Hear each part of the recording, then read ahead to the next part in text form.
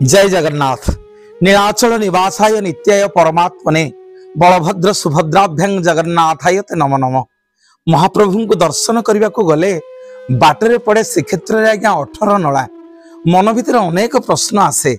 नला तो नला पुणी 18टा नला कौन कौन पाई ए नदीर पोल उपरे 18टा नला सेतेबेले गजपति महाराज निर्माण करथिले।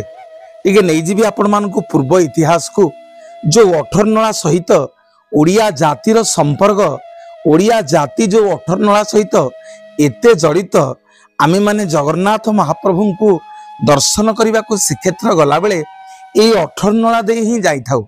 आपण मान देखिबे जो छोटिया नदीटी एबे सब पोती हो गलानी से नदी घर द्वार हो गलानी समय कालक्रमे से नदीर ना आज्ञा थिला मूसा नदी।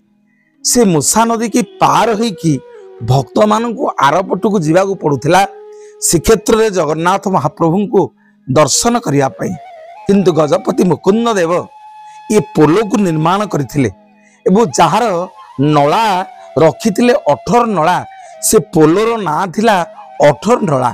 कौन पाई कौन तार लोक कथा अच्छी कौन तार ऐतिहासिक किंवदंती अच्छी ठीक आपण मान को नहीं जीवी।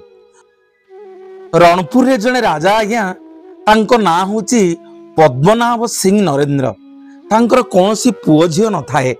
जगन्नाथ महाप्रभुंकर जने परम भक्त महाप्रभु को प्रत्येक दिन कहती ठाकुरे मो कोल पूर्ण करंतु ए राज्यर भार किए नब किए आपण सेवा करिवो मो वंशरे पानी दबा पे किए रहिबे नाही।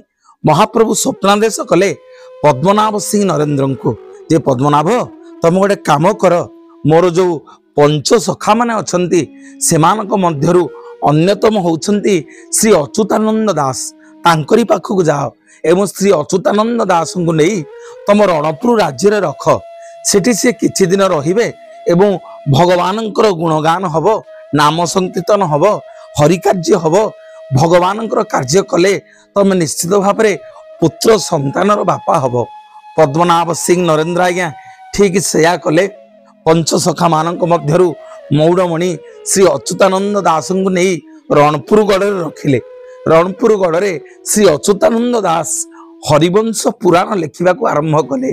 प्रत्येक दिन हरिवंश पुराण लेखंती एवं गोटे लाखे अध्याय राजा प्रजा समस्त आगे ताको पाठ करती एवं बुझंती।